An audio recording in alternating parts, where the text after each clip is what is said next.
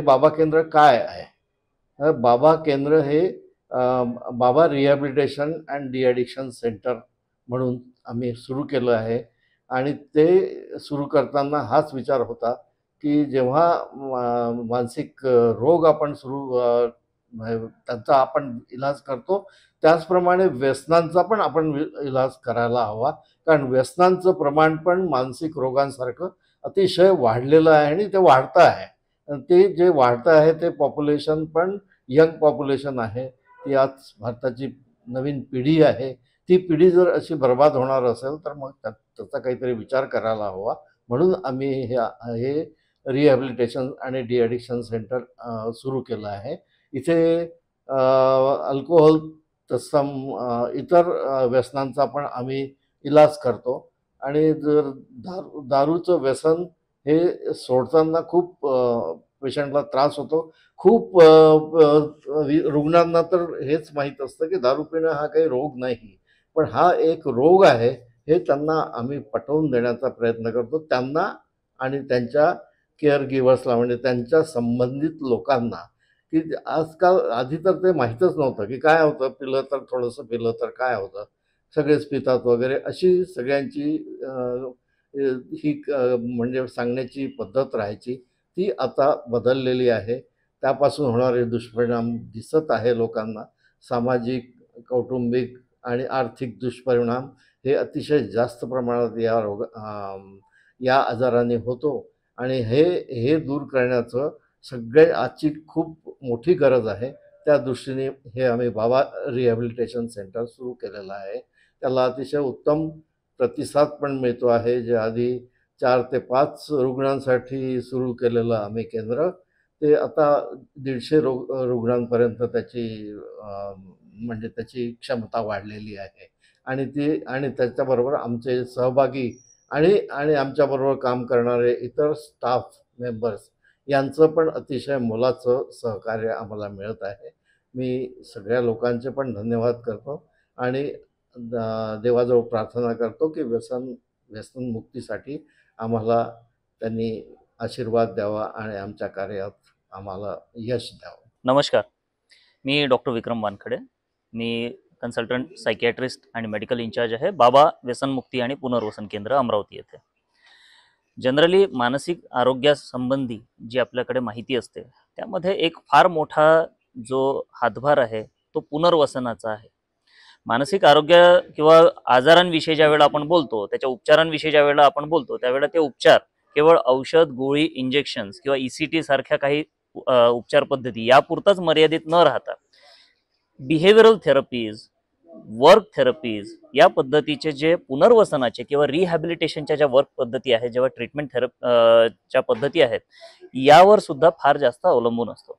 त्याचा जर रुग्णांसाठी योग्य पद्धतीने जर वापर केला गेला आणि ज्या पद्धतीने आमच्याकडे जे ट्रेंड काउन्सिलर्स आहेत, अशा काउन्सिलर्सच्या सहाय्याने जर आपण त्याचा योग्य पद्धतीने अवलंब केला तर दीर्घकालीन मानसिक उपचारासाठी जे रुग्ण आपल्याकडे भरती असतात किंवा दीर्घकालीन मानसिक आजारांनी जे रुग्णग्रस्त असतात त्यांना निश्चित रूपाने आपल्याला चांगली उपचार पद्धती उपलब्ध करून देता येईल आणि पुढील आयुष्यासाठी सकारात्मक दृष्टिकोन देऊन त्यांना त्यांच्या आयुष्यामध्ये, त्यांच्या परत लाईफमध्ये त्यांना रिहॅबिलिटेट म्हणजेच पुनर्वसित आपल्याला करता येऊ शकतं.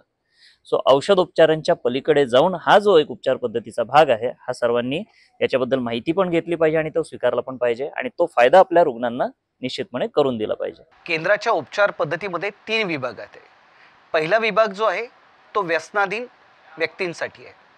दुसरा विभाग जो आहे ज्याला आपण तीव्र आणि दीर्घ आजारांचे विभाग असं म्हणतो.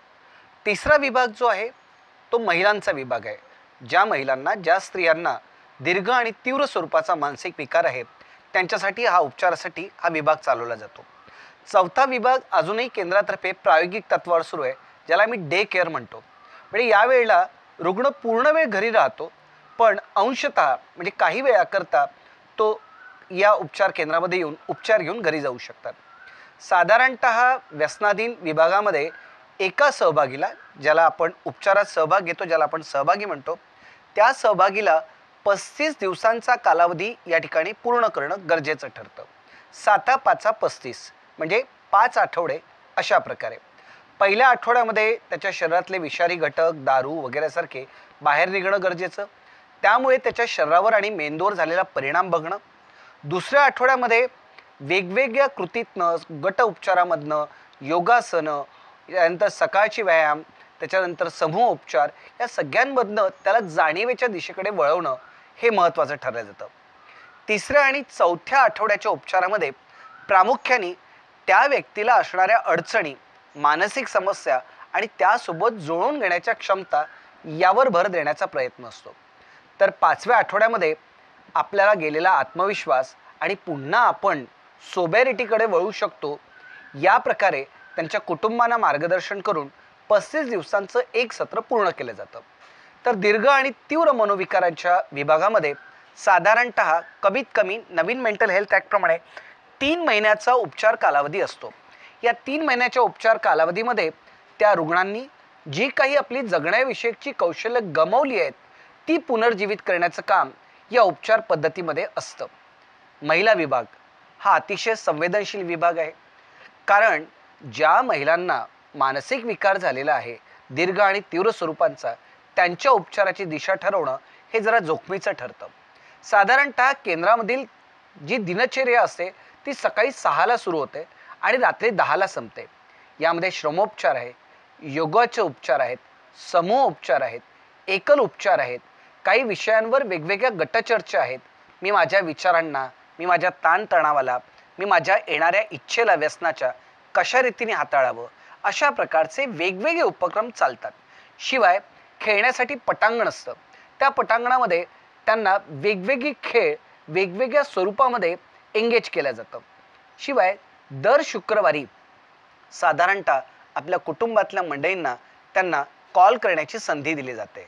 रविवारच्या दिवशी या ठिकाणी कुटुंब आणि तो व्यक्ती एकत्र बसून वेगवेगळ्या विषयावर चर्चा करू शकतात. अशा प्रकारे शक्य तितक्या संभावित उपचारांचा आणि पाठपुराव्याचं केंद्र करून आपण या केंद्रातील उपचार सुरू ठेवण्याचा प्रयत्न करीत असतो. नमस्कार, माझं नाव Henry Paul Anthony Das Joseph. मी बाबा केंद्रामध्ये व्यवस्थापकाचं काम बघतो. नमस्कार, मी संदीप सोसे, केंद्रामध्ये आर्थिक व्यवहाराचं काम बघतो. मी डॉक्टर रश्मी, मी इथे RMOचं काम करते. मी इथे ॲडमिनिस्ट्रेशन आणि पेशंट्सची देखभाल करते. नमस्कार, मी अमोल ढोबळे.